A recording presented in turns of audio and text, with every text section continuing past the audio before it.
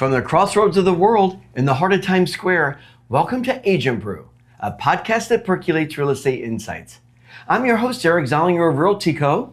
Welcome to our viewers and listeners to another episode of Agent Brew, where we speak with seasoned agents that have walked the path before you, giving us their wins, their transformational losses, and their secrets to their mindset that brings them success. Today, I am honored and so grateful to have a very good friend of mine who we have worked in several brokerages together. We lived in the same building of River Place for many years together. Please welcome Marion Miner, a licensed associate real estate broker at Serhant. Yes. Welcome, Marion. Oh my gosh, so good to see you. Thank you for having me today. So, oh my gosh, I always like to start with how we know one another. So obviously we worked at Stribling together back in the day, which was so much fun. Yeah. But also living in that nice little corner of the island of 42nd Street.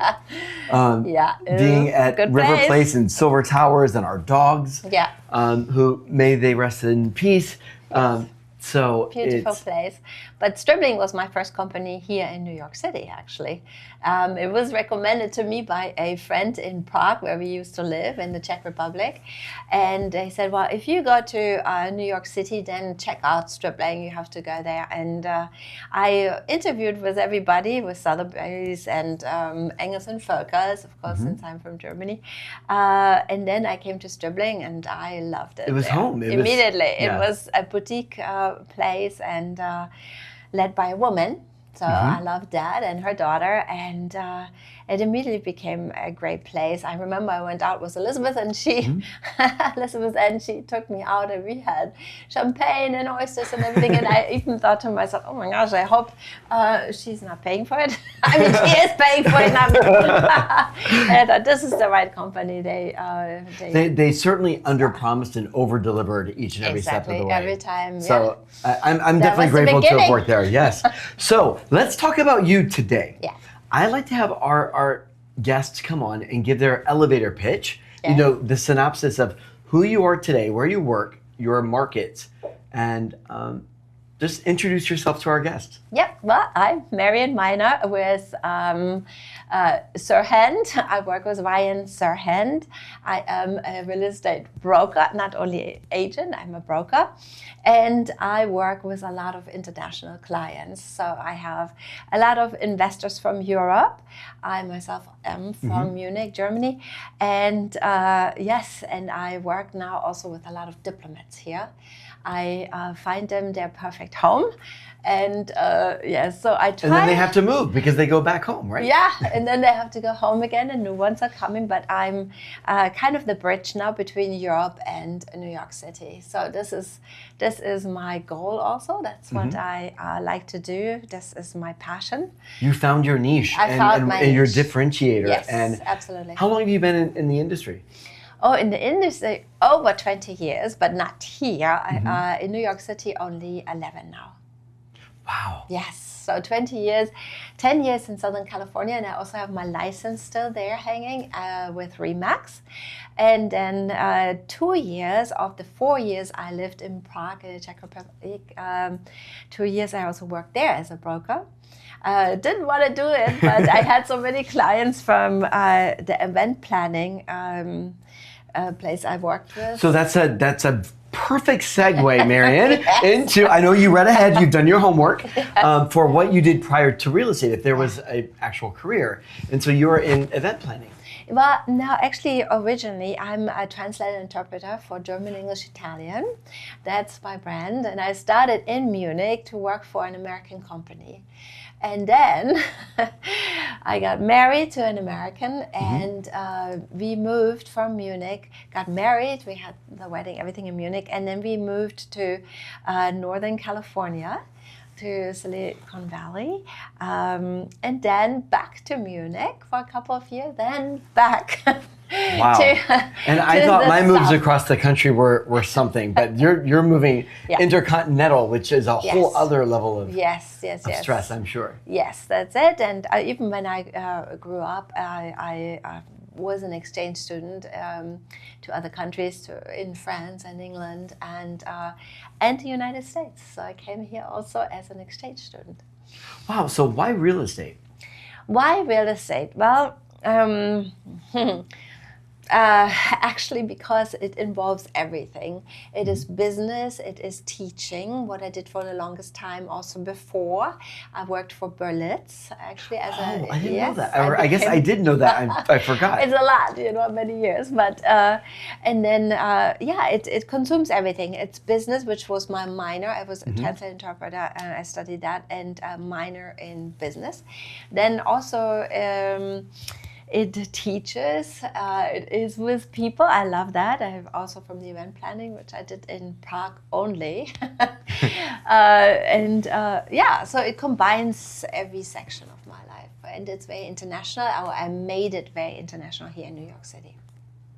Wow. And I guess I would ask, did it influence you or help you in any way? But I guess you were already such a firestorm. And that you already knew what you wanted to do, that you were going to make it happen no matter what. Yes, but to live in New York City, since we are here very global and have people from all over the world, we have so many languages spoken. This was my place now, really, in real estate to become very international and to finally use my languages. How many do you speak? I speak only English, German, Italian, and French. But my French is a little rusty. But for Italian, for example, I go to Italy every year to immerse into the language so that I don't lose it. Here I speak too much English.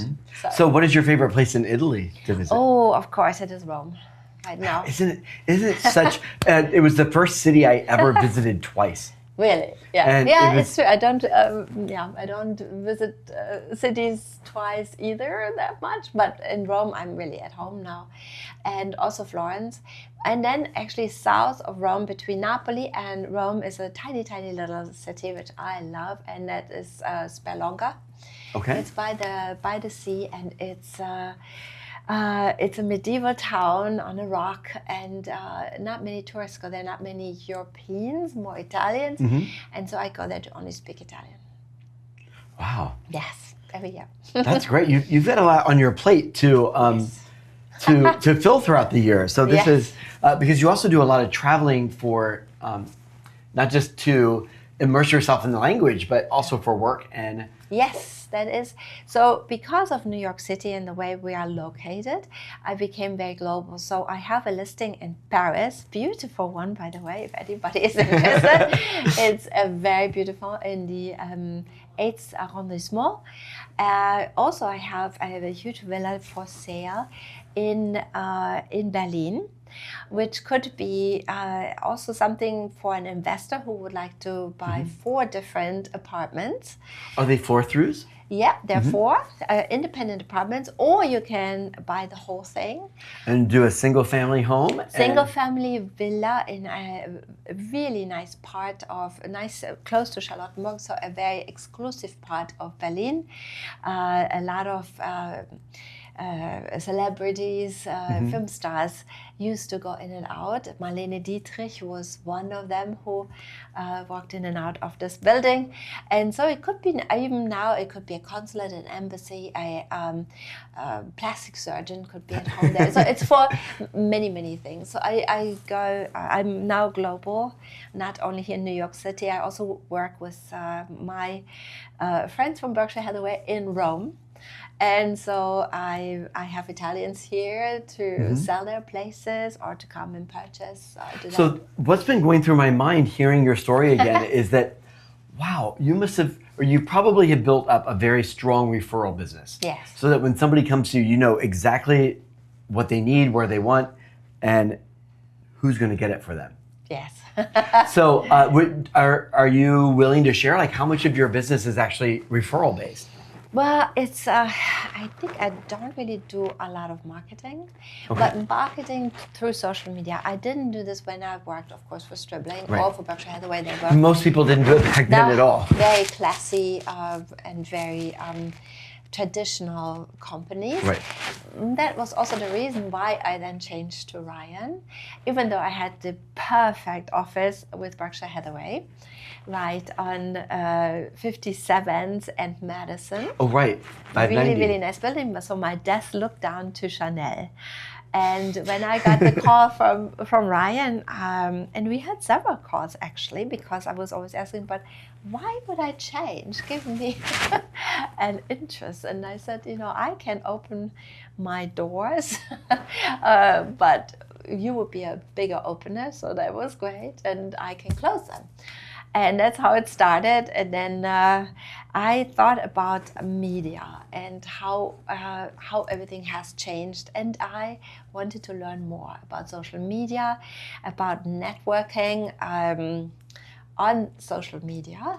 Marion, I just have to give you your props and your kudos because you went from 0 to 60 in the amount of just posting that you would do. And you're Instagram. I don't recall if it's Facebook because I really don't use Facebook. No, but it's just something it's something that posts immediately. So I'm like, and then also your LinkedIn. You were an early adopter of LinkedIn and really leveraging that. Do you find you get a lot of business from LinkedIn, or is it more just staying in contact and top Actually, of mind? I think LinkedIn is more it's more business oriented. Mm-hmm. So I think that that's a good thing. It's more down to earth. It's not so much with the videos and the crazy things we're doing.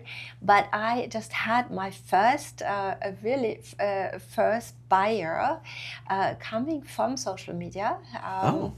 From, I can't recall, was it Insta or TikTok actually, who saw me looking at the plaza and showing a beautiful apartment we have listed in the plaza. And he came and contacted me and wanted to see it. So social media does work. It does work. So Marion, what is the biggest challenge facing your business today? Well, it's of course always the market, the political situation, the mortgage, the people, but I think it's also our business has to be balanced. So it's we are balanced. How so? As far as buyers to sellers, or just your personal life? Personal life, because we are wearing so many hats. And I think the biggest thing, the biggest challenge is also that our business is a little bit unpredictable emotionally and financially. And because we are like the attorney in a way, we are the psychologist, we are the therapist, we are the business partner, the tax. I mean, we have everything is in one, and that's. And we're even the toilet bowl washer sometimes. yeah, everything in one. But also another one is that I think it's not alone important anymore that you're good, but you also have to be visible. And that's also a challenge because it's another thing on top of it's one more thing, right? And yes. I always like to say, when I came into the business in 1999, the only marketing that was out there was Barbara Corcoran advertising on top of a cab about this new www.corcoran.com, her market reports. Yeah. Now you get into a cab and there's a 5-minute, fully produced, animated, fully done movie that is unbelievable, that costs a pretty penny. And where do you go from, in a matter of 25 years, from really very little marketing, or it's postcards, it's New York Times, to having a whole produced budget that you have to do sales, operations, social media. Yeah, exactly. And that every day, basically. Every day, right? And then planning it's not it out. only that little thing on the taxi anymore. I wouldn't even do this anymore. But it's like to be on every social media. So I guess where you have found your niche and you've really excelled is that you found what works for you, or how you can connect with your clients, and that's primarily diplomats and people investors from Europe coming here and need to have somebody to explain the market and how it goes. But when I started here in New York City, I didn't know anybody. It was all through networking. So all the diplomats, they come from the Foreign Department of Germany, they come from the TV station in Germany, they come from the National Bank of Germany, they come from the schools, they come Switzerland. I'm starting now also more to work with Swiss people. I had Swiss people buyers, I had Swiss investors, Swiss renters. So that doesn't come from nothing. It's not just because I'm German that you really have to work at it, because really, it's something I really worked hard. Yeah. And again, it's all about timing, right? Yes. That you have to be in the right place at the right time. Yes. Many evenings I had to go out and go to events, global events, Chamber of Commerce, the German-American Chamber of Commerce was very helpful. Other organizations, Internation, and so on. I had to do a lot of that in the beginning because, again, I didn't have an uncle, a grandmother, or whoever here. Right. Yeah. But you were able to show your true self by actually delivering on all those deals. Yes. So any particular win over your career that you're most proud of, and why? I think the most proud of is whenever I place somebody from Europe here, and I'm so happy that they find their home here, that they are happy here, and that I started relationships with them. So many of them actually still today, and even the diplomats, when they moved away to other countries, we are still in contact, and that is wonderful. I think that's my biggest win, that we are not a quick business thing, but that we are staying in contact and we became friends. That's fantastic. I always say, real estate is just something we do on the side. We're really in the relationship business. Yeah, we're in the relationship business for sure. Yes, but also in the knowledge one, because they come here and they expect that we provide the latest and the best.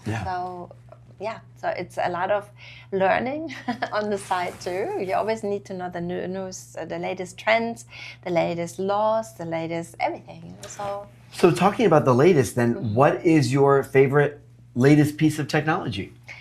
Ooh, I think I really like Simple. Okay. Which and what is a Simple? Serhant thing. So it's an AI-driven knowledge tool, so we can tell it, well, please help me with my newsletter, put the newsletter together, or help me with content, and very quickly you get this all together. So I love that. I love AI anyways, but it also, my husband is in AI, teaches it and so on. So I have So are to you a listen Claude or lot. ChatGPT? Ooh, this is getting difficult now. Claude is really going, So I use a lot of AI. Mm-hmm. Fantastic. So do you use it to scale your business, or to do those tasks that you don't necessarily want to do? There is no such thing as not being involved. I think with anything in AI, you still are in control, but you need to know how to use them, when to use them, and it can't replace you. So you still have to tell it all. You have to give it the prompts. And then, of course, afterwards, you have to see whether that's correct. So yeah, it's also a lot of work. So during your career, any transformational losses or things that went wrong that actually turned out for the best? Ooh, this is very difficult to say. I don't know. I mean, if I lose a client to somebody else, that's always a big loss for me personally. Thank God it hasn't happened very often, so that's a good thing. Usually I get everything through, but for me, working in New York City, the difficult part is that a sale takes forever to close. Coming from California, where no lawyers were involved, we could close sometimes in 2 weeks. Yeah. And especially if it was a cash buyer, it went very... 10 days, I think, is my fastest. Yeah, we only have title, the agent, and the mortgage broker, so to speak, and we close it. But then now in New York City, also the co-ops, with the They're not going to find a 10-day all-cash closing. No. I said, because people come from all over the world, or they come also from other states, and they think, oh, my people close that quick because I am a cash buyer. And I always have to warn them right away and saying, no. Not in New York. In New York, everything takes its time. Yeah. So where do you see yourself in 5 years? Well, I hope even more global.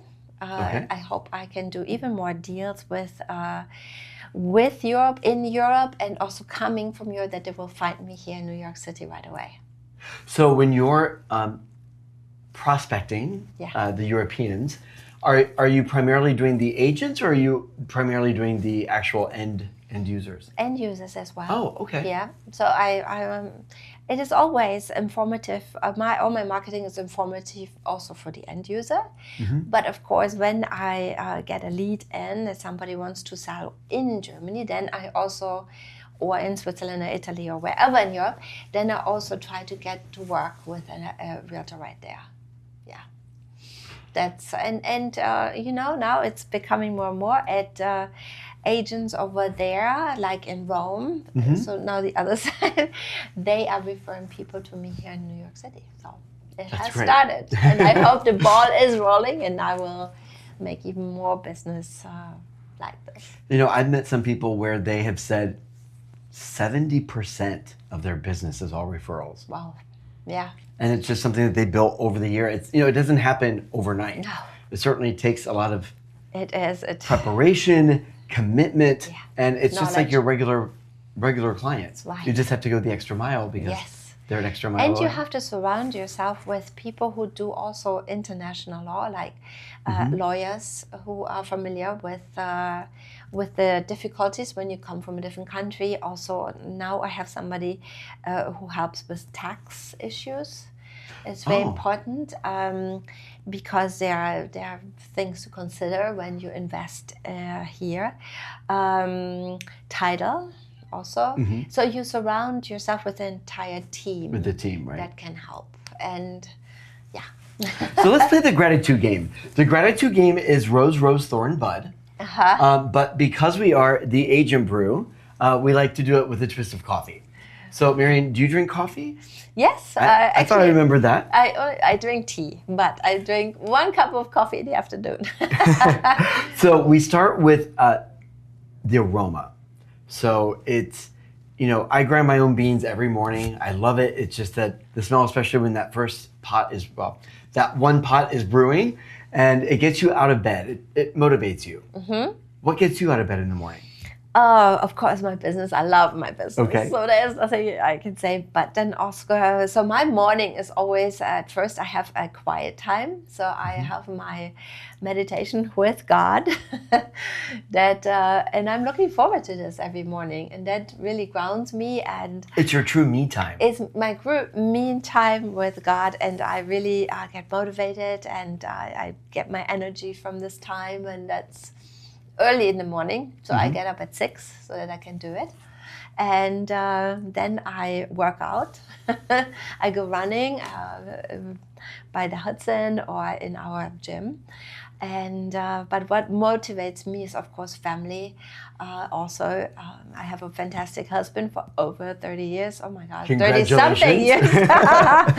And we're still together and having a lot of fun together. And of course, my children, we're very close because of so many moves from different countries, back and forth. And so we're very close with each other. They are grown up now, and we can go out together, which is fun. I had so much fun when you invited me to the Chelsea rooftop party. Oh, yes. That was such a great evening. Yeah.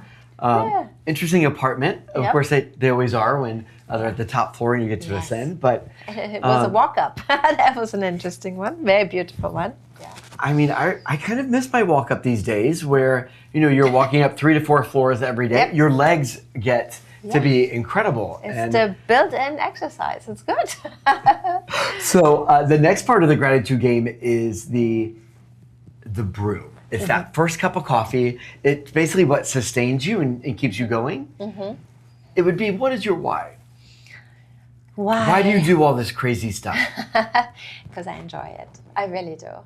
especially in New York City. When I did real estate in California, I was kind of happy that we moved to Prague, to the Czech Republic, for a change of scenery and everything. Because if you do single-family homes all the time, somehow it just got, I don't know, I don't want to say boring, but... no, but there's a level of energy here. Yes. There's also urgency. Yes. There's drama with the co-op boards. And it is. It's so exciting. And it's every day, every building is different. So that's also the very exciting thing, because you get to know the buildings, and then you see wonderful apartments, and you meet people from all over the world, and life here is just, maybe we say, it's fast. Yeah, it's fast, but it is also so interesting. It's a scavenger hunt. And it just depends upon what your urgency is for winning the game. Yes. Depends upon how fast you're going to go. So yes. And if you like that, it's not for everyone.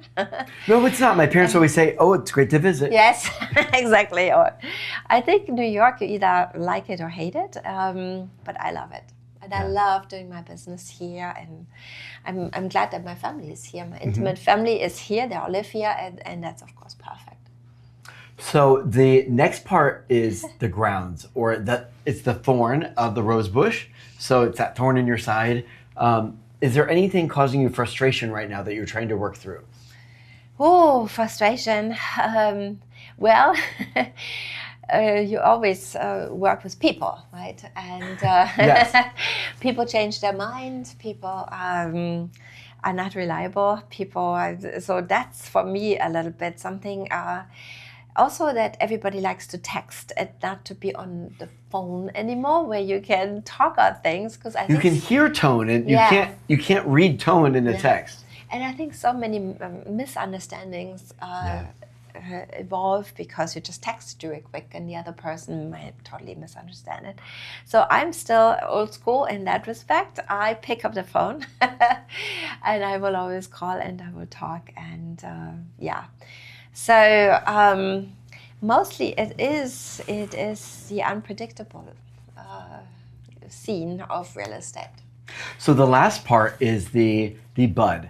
It's the fresh beans. It's what are you looking forward to? Spring has just sprung, and so is there a new exclusive you're about to get, or new buyers you're working with? Yep, I will put a new listing on the market in Battery Park. It's a 2-bedroom, 2.5-bath. It's right with the view of the Hudson. It is beautiful. It has wonderful furniture in it already, so it can be bought furnished. It's always restoration hardware. The furniture is great. Everything fits in already. And so that's my new thing. So I'm looking forward to selling this one, hopefully Paris, hopefully Berlin. And a couple of buyers are on their way, one from Spain. I'm looking forward to it. He's very interested in 53 West 53 or others. And so, very exciting. Also, I go to Paris to my listing now in 2 weeks. And looking forward to building a bigger team. I have a junior agent now, and social media help and so on. But so I think this year is going to be a good year. Fantastic. Well, we have come to the part of the show that's my favorite. And it happens to be, we ask the same question of every guest. If you could give your young agent self, not someone young today, but if you could give Marion a piece of advice, what would it be? Oh, I would advise to start real estate as a full-time job, not to consider it, I am also, and then I do real estate. Right. That doesn't work. So, and also to find a good mentor. To start not in the humongous team, but in a very small team, where you really learn things, where somebody has time for you, really explains things. Because real estate is so complex, and you have to learn so much. So a good mentor right away. And it's fascinating that when I started, there were no teams. So brokerages were really responsible for training everyone. Now you don't necessarily see them training. It's just responsibility. Oh, you should go on a team. Right. Let them shelter you and mentor you. That's true, Find a company either that still trains I could think of a couple, but or also find a mentor. And the next very important thing is, I think, to brand yourself, to find your niche. That's, I think, number one. You have to, if you're good in sports, or you were an athlete, or you were whatever. It's all part of your story, right? And so that should, how are you building your brand? Yes. And I always think when I'm talking to college students, and they're like, what would you give us as a piece of advice? I'm like, know your brand. Yes. Who you yourself, your brand is, because it's yours to deal with your entire life. Yeah, don't copy anybody else. Nope. Don't be impressed by somebody and said, oh, I want to be like. Just be yourself and make that clear. Bring that out in the world. I think your inventory is your network. Yeah. So find your network. Where are you at home? What do you love to do? And that should be actually, you should then brand yourself and bring that out in the world. Do social media about it. Yeah. Yeah, that's what I would say that's, I learned a little later in life, but hey, I'm on my way now with all that. I love that. It's such a great piece of advice. Any particular positive quotes that you fancy? Well, of course, I have two. One is in German, and one is biblical, which is I can do everything through Him who gives me strength. So that is of course Philippians 4:13. Amen. And then also a German one. My mom always said, my kids know it too. It says, hab Sonne im Herzen, dann komme was mag, dann leuchtet auch in dir der helligste Tag.